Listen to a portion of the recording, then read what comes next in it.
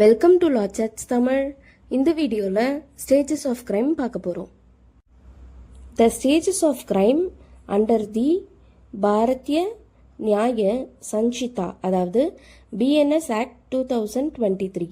இதில் stages of crime என்னன்னு சொல்லியிருக்காங்கன்னா, ஃபஸ்ட்டு திங் இன்டென்ஷன் இருக்கணும், second preparation, third attempt and fourth commission.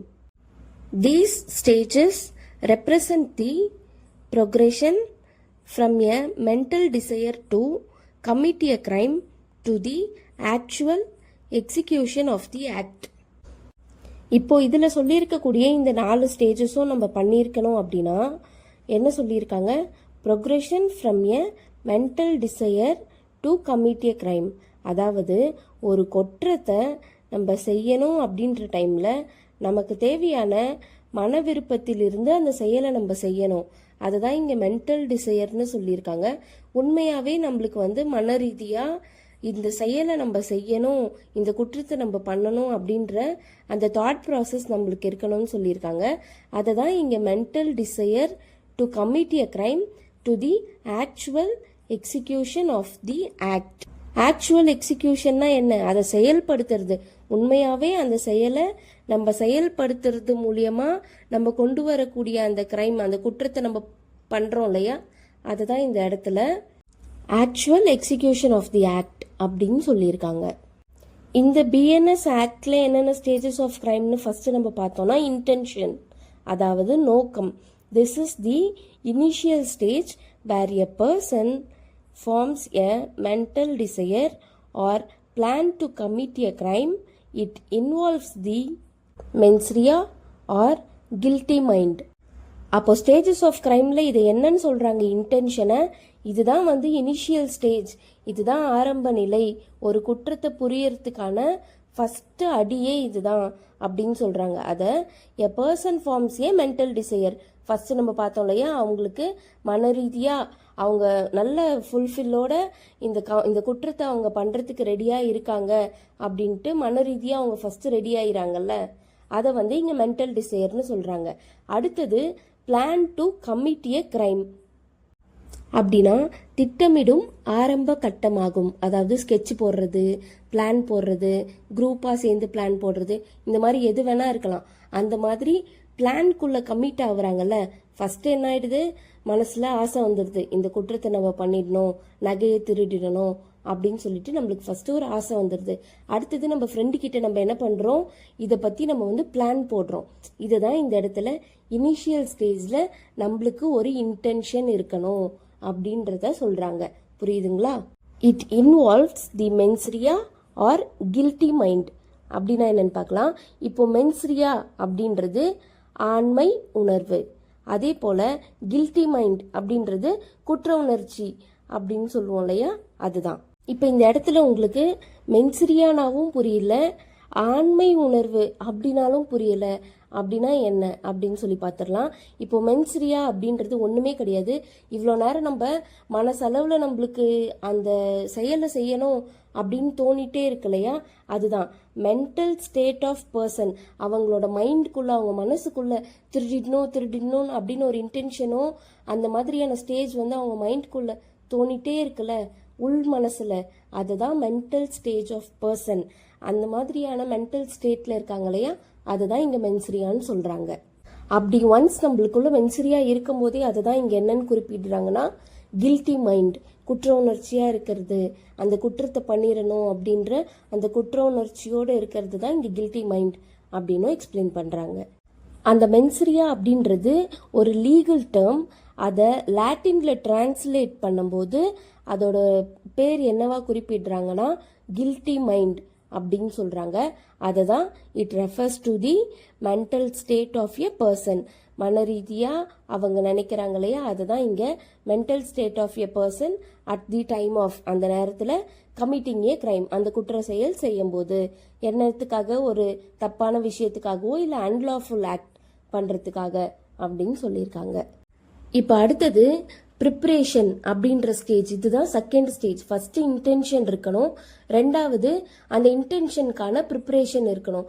அதுதான் இங்க என்ன சொல்றாங்கன்னா, this stage involves taking steps to get ready to commit the crime. அடுத்தது அந்த கிரைம்குள்ளே போகிறதுக்கான ஸ்டெப்பை எடுத்து வைக்கணும் இல்லையா, அதுக்கு நம்ம என்னென்ன பண்ணணும்? It may involve gathering resources, planning the execution, making arrangements. அதாவது போட்ட பிளானை கரெக்டாக எக்ஸிக்யூட் பண்ணணும். அதே போல் அதுக்கு தேவையான பொருட்கள்லாம் நம்ம வந்து அரேஞ்ச் பண்ணி எடுத்து வச்சுக்கணும்.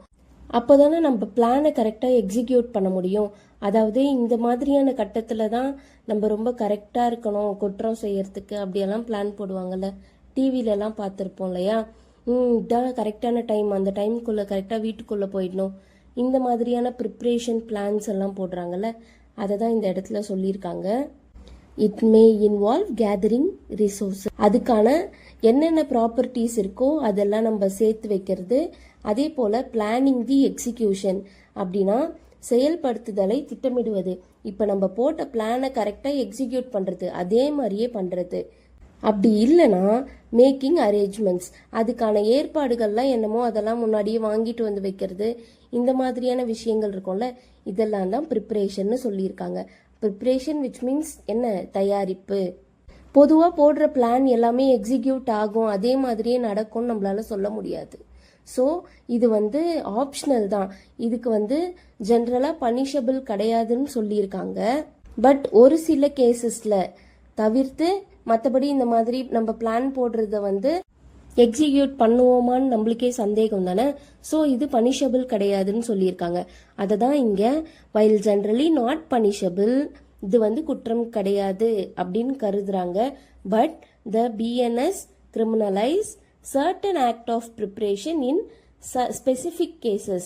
அதாவது எதை வந்து கிரிமினலைஸ் பண்ணுறாங்க, எந்த மாதிரியான ப்ரிப்ரேஷன் ஆஃப் ஆக்ட் அப்படின்னு சொல்லி பார்த்தோன்னா, ஒரு சில ஸ்பெசிஃபிக்கான கேஸை மட்டும்தான் ப்ரிப்ரேஷன்லேயே இது வந்து தப்பு, பனிஷபிள் அப்படின்னு சொல்லியிருக்காங்க.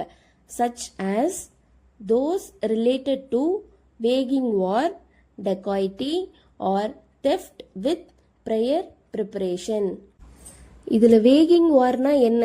முன்னாடியே நம்ம ஒரு நாட்டுக்காக எதிராக போர்லாம் தொடுக்கிறாங்க இல்லையா, அந்த மாதிரி இப்போ பாம்ஸு, கன் இந்த மாதிரியெல்லாம் நம்ம ப்ரிப்பேர் பண்ணி இவங்களை ஷூட் பண்ணிடணும் அப்படின்னு சொல்லிட்டு ஒரு ஸ்டேட்டுக்கு எதிராக, ஒரு கண்ட்ரிக்கு எதிராக நம்ம பண்ணுறதெல்லாம் இருக்கு இல்லையா, இதை தான் இங்கே வேகிங் வார் அப்படின்னு சொல்லுவாங்க. டெகாய்டி அப்படின்னா என்ன? கொள்ளை அடிக்கிறது. இப்போ ஒரு வீட்டில் போயிட்டு நம்ம கொள்ளை அடிக்கலாம் அப்படின்னு சொல்லிட்டு ப்ரிப்பேர் பண்ணுறாங்க இல்லையா, ஒருத்தராகட்டும் இல்லை 2க்கு 4 5 பேர். இப்போ மோஸ்ட்லி ப்ரிப்ரேஷன்னு வரும்போதே ஒரு 4-5 பேர், 2க்கும் மேற்பட்ட நபர்கள் தான் பண்ண முடியும்.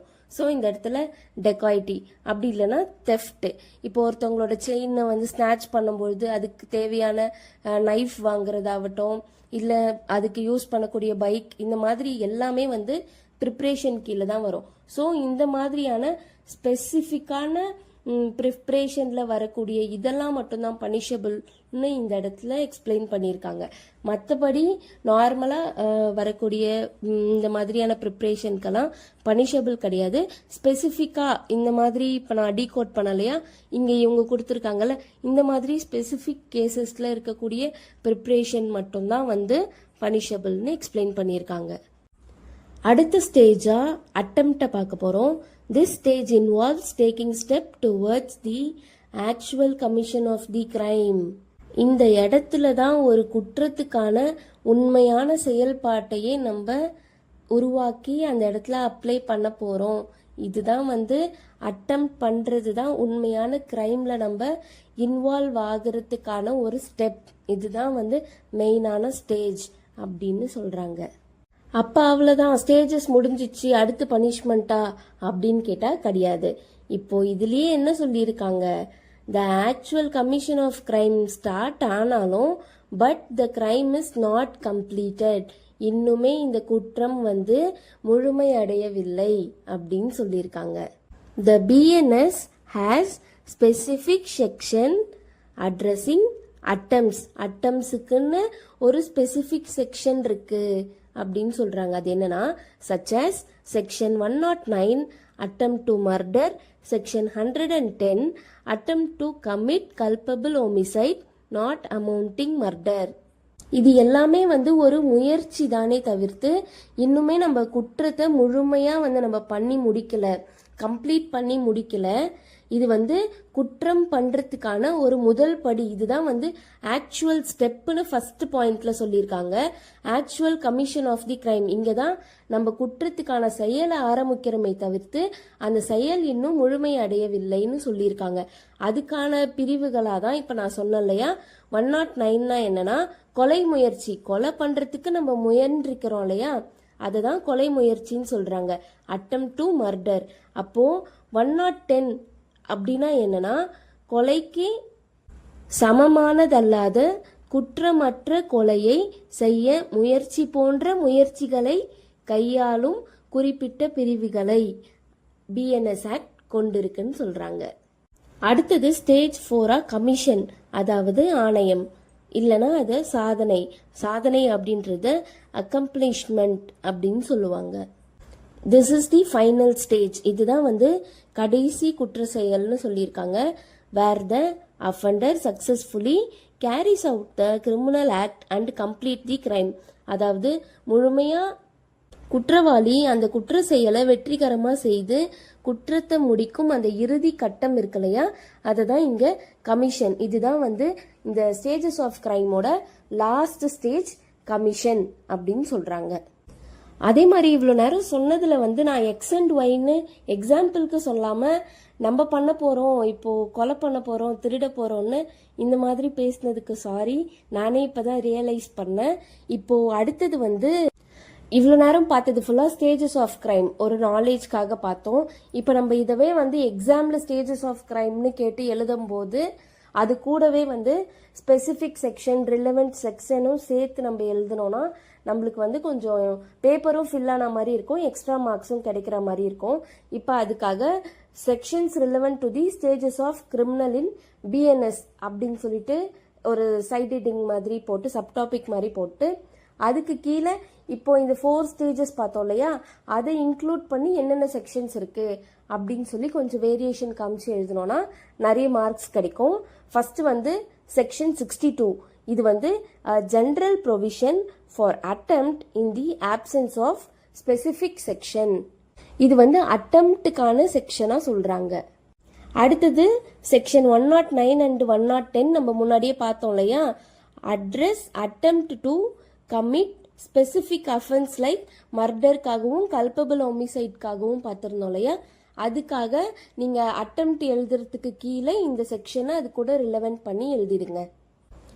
அடுத்தது section 111 subsection 1 defines organised crime and outline it's element.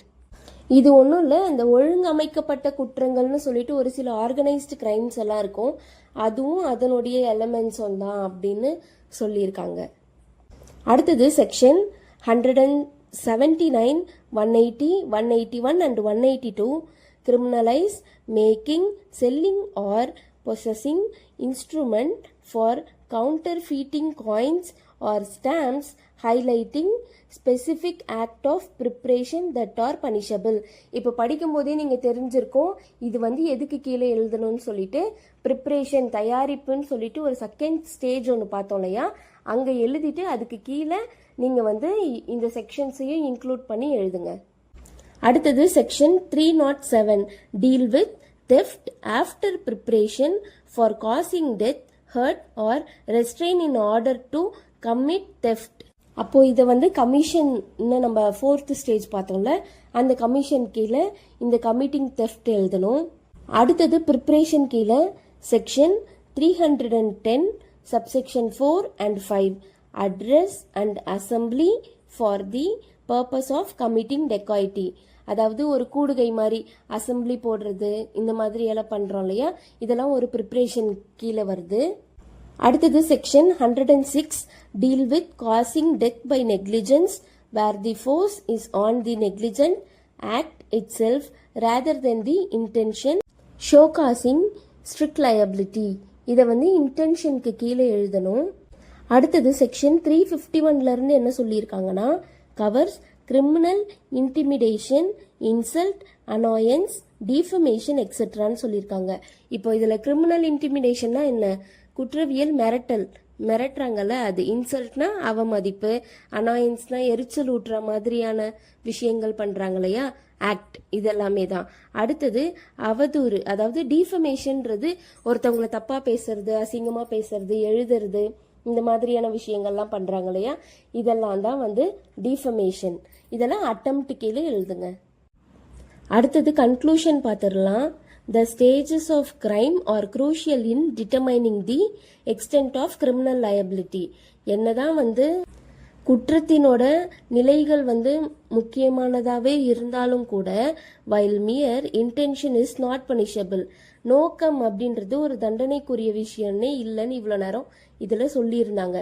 ஆனாலும் இப்போ தயாரிக்கிறது, அதுக்கான முயற்சிடுறது, ஆக்ஷனில் கமிட் ஆகுறது, அதை தான் இங்கே என்ன சொல்கிறாங்க, while merely intention is not punishable. என்னதான் நோக்கம் முக்கியமானதாகவே இல்லைனாலும் preparation, attempt and commission can lead to vary degree of legal consequences as defined in the BNS அப்படின்னு சொல்லியிருக்காங்க. இதெல்லாம் பண்றது மூலியமா இதெல்லாமே வந்து லீகல் கான்சிக்யூவன்ஸ்க்கு கீழே தான் வருது. லீகல் கான்சிக்யூவன்ஸ்னா என்ன, சட்ட விளைவுகளுக்கு இதெல்லாமே வழிவகுக்கும் அப்படின்னு சொல்லியிருக்காங்க. இன்டென்ஷன் கதையை விட்டுருவோம். அதை தவிர்த்து ப்ரிப்பரேஷன் பண்ணுறதாகட்டும், அட்டம் பண்ணதை கமிட் பண்ணுறதாகட்டும், இந்த மாதிரி கம்ப்ளீட் பண்ணுற இந்த 3 ஸ்டேஜஸுமே ரொம்பவே ஒரு இம்பார்ட்டண்டான ஸ்டேஜ். எதுக்காக, லீகல் கான்சிக்யூவன்ஸ்க்கு அவங்க எல்லாருமே வந்து ஃபேவர் ஆவாங்க அப்படின்னு சொல்கிறது. இப்போ இந்த ஸ்டேஜஸ் ஆஃப் கிரைமில் ஏதாவது டவுட் இருந்துச்சுன்னா கமெண்ட்டில் சொல்லுங்கள், நான் உங்களுக்கு எக்ஸ்பிளைன் பண்ணுறேன். தேங்க்ஸ் ஃபார் வாட்சிங்.